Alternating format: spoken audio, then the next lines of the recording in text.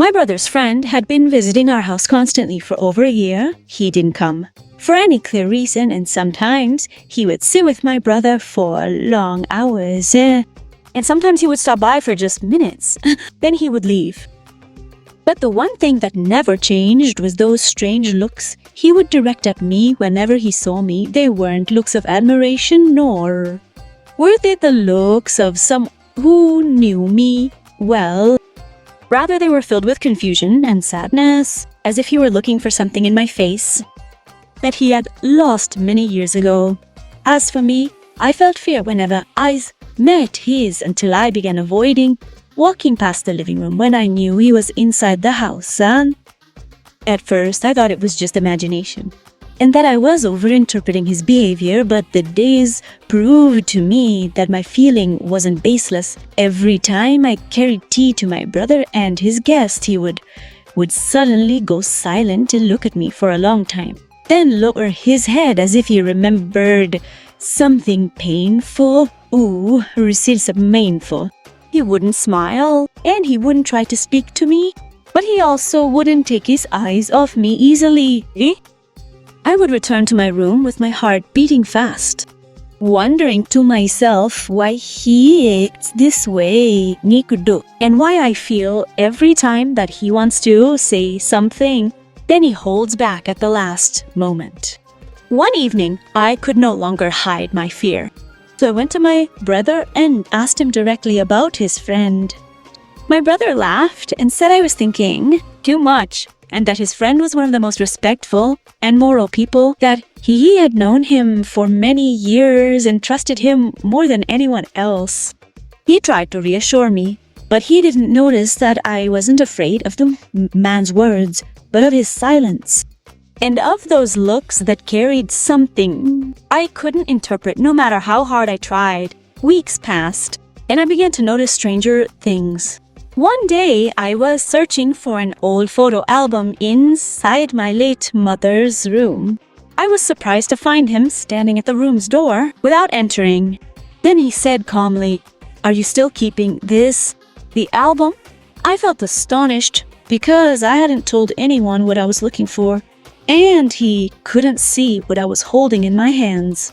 I looked at him in surprise and asked him how he knew, but he gave a small smile and said it was just a guess, then left the place quickly before I could ask him again. From that moment, I began to feel that the matter was more than just a coincidence. How did he know details inside our house, and how did he seem as if he knew things concerning my family I had never told him? Then I tried to convince myself that my brother might have told him everything, but my heart wasn't convinced by this answer. There was a big secret hiding behind every action he took, and every passing day was increasing my fear more. One morning, I was organizing some old boxes inside the storage room, and I found a wristwatch that belonged to my late father. I held it sadly and started to wipe the dust off it. Suddenly, I heard his voice behind me saying calmly he loved this watch very much, and he never took it off. I felt as if someone had poured cold water over my head. I turned toward him quickly and stared at his face in astonishment. Then I asked him nervously, "How do you know this? You never saw my father in your life." Silence prevailed for long seconds, and he appeared confused for the first time since I had known him.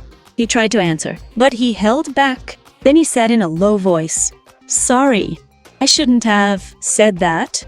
After that, he left the house quickly, without looking back, leaving me standing in my place, trying to understand how he knew something only family members knew. That night, I couldn't sleep. I kept thinking about all the situations that happened between us since the first time I saw him.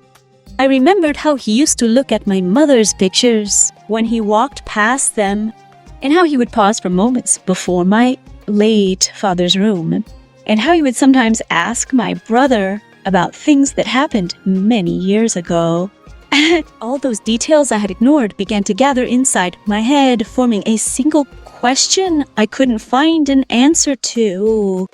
A few days later, my brother went on a 2-day business trip and I stayed home alone. I thought I would finally be free of that anxiety, but in the afternoon I heard the doorbell. I opened the door cautiously to find him standing before me, alone and looking unlike his usual self. His features were pale, as if he hadn't slept in days. He said in a quiet voice, "I know my presence now bothers you, but I only need 5 minutes and then I will never bother you again." I felt scared immediately and took a step back. The first thought that crossed my mind was that he had taken advantage of my brother's absence to come and talk to me, and perhaps everything I feared was to go from the start there. I tried to close the door, but he didn't stop me, and he didn't approach me.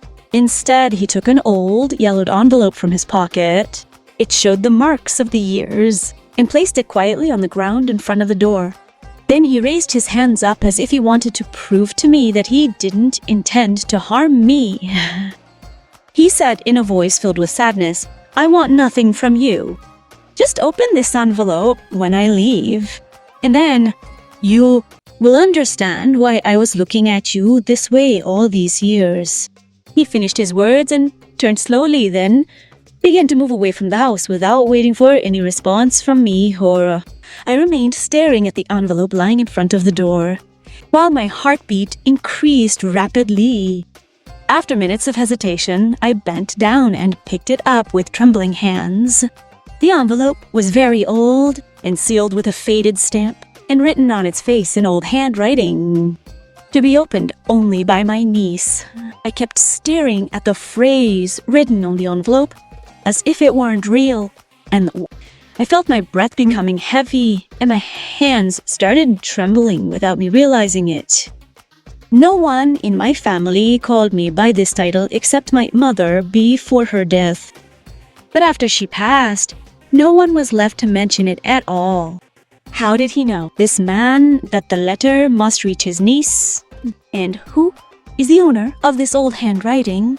I carried the envelope to my room and locked the door with the key, then sat on the edge of the bed, crows of the bed, contemplating it for long minutes. The seal was so old that the edges of the paper began to crumble from the intensity of time. Slowly, I felt afraid to open it, as if breaking that seal would turn my whole life upside down. But my curiosity was stronger than my fear, so I opened the envelope very slowly and took out an old photo and a carefully folded letter. The moment my eyes fell on the photo, I froze in my place. My mother was smiling as she stood beside a young man in his 20s. And the resemblance between that young man and the man was the one visiting our home was unmistakably familiar. The same features, the same eyes, even the sad smile I used to see whenever she looked at him. On the back of the photo, a date from over 25 years ago was written, 18. Below the date was a short phrase, "To my sister, no matter how time separates us, blood remains stronger than any dispute." A chill ran secretly through my body. I began to open the letter slowly, but before I could read the first line, I heard a car stop in front of the house. I looked out the window and saw him standing at the gate, but he did not attempt to come in. He stood there for a few minutes, then left again. It was as if he only wanted to ensure the envelope reached my hands. I returned to the letter quickly and began reading its words. The letter was not addressed to me. It was a letter my mother had written many years ago to her brother. She was apologizing for an old rift that had separated them, asking him to forgive her no matter what. Then she ended the letter with a sentence that made my tears flow uncontrollably. "If I cannot see you again, please do not leave my daughter alone, no matter what happens."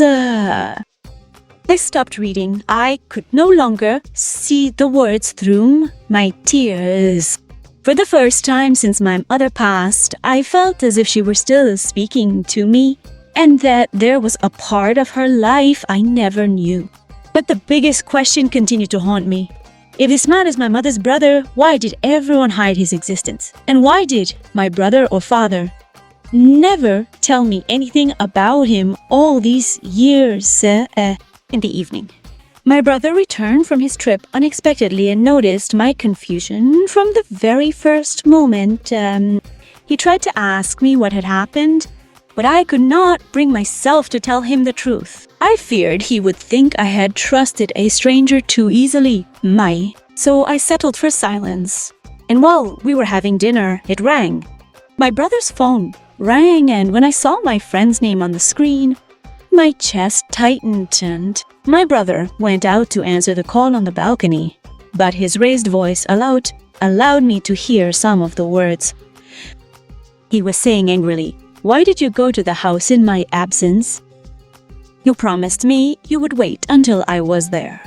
A silence lasted for seconds, then he continued. In a less sharp tone, "I understand that you can no longer wait, but things are not that simple." My hand stopped moving, and I realized my brother hadn't known something from the beginning. After the call ended, he returned to the table as if nothing had happened, but I could no longer pretend that everything was normal. I looked at him and asked him directly, "Who is your friend? Really?" His expression changed for a moment then. He tried to smile and said, "He is just an old friend." But I pulled the photo from my pocket and placed it in front of him. The smile vanished from his face immediately. He held the photo slowly and stared at it for a long time, then closed his eyes as if he knew exactly what it meant. He whispered in a low voice, "I hope this day wouldn't come so soon." I jumped from my seat and asked him agitatedly, "So, you know?" He sighed deeply and then said, "I know him, but I didn't have the right to tell you the truth." Ill, I felt anger igniting inside me. I said loudly, "What truth?" He raised his head toward me, his eyes filled with sadness, and then said, quote, "Before my mother died, she asked me to keep this secret until he decided for himself to reveal it to you." And wait, I could not believe what I was hearing. Even my grandmother knew. So, how many people were living with this secret? And I was the only one who knew nothing. The next morning, I received a text message from a number I didn't recognize. It contained only an old address and a single sentence. "If you want to know why I've been watching you all these years, come to the house where your mother was born. There you will hear the whole truth. Bikanti." The next morning, I stared at the message on my phone screen for over 10 minutes. The address was written precisely, but it wasn't familiar to me. I tried to ignore it, but something inside me told me that if I didn't go today, I would regret it for the rest of my life. I got dressed. I told my brother I was going to visit a friend. Then I left the house, not knowing that those steps would lead me to the biggest truth hidden from me since my birth. The house was in an old neighborhood, far from the city's noise. Its walls were cracked, its garden neglected, and it felt as if had stood still there for many years. When I approached the door, I found it slightly ajar, as if it were waiting for my arrival. I hesitated for a moment, then slowly pushed the door and stepped inside. The scent of old wood filled the place, and on the walls faded pictures hung, which had lost their colors with the passing of time. But one thing caught my eye immediately. There was a large picture of my mother. I had never seen that picture before. She was younger, laughing in a way I had never seen in any photo we kept at our home. I stood before it, stunned. I didn't notice the man quietly approaching behind me until he said in a low voice this was her favorite picture. How, ma'am, sir? I turned quickly to see him standing a few steps away. He wasn't holding anything in his hands and didn't try to get any closer to me. He seemed to be waiting for me to decide for myself whether to stay or leave. I looked at him for a moment, then asked in a voice mixed with anger and confusion, "Who are you?" "I want the whole truth, no riddles, Myers." He closed his eyes for a moment, then said calmly, "My name is Simmer and I am your younger brother." I didn't move. I felt like I had heard this sentence inside my head 100 times, but when it came out of his mouth, it felt too heavy to believe.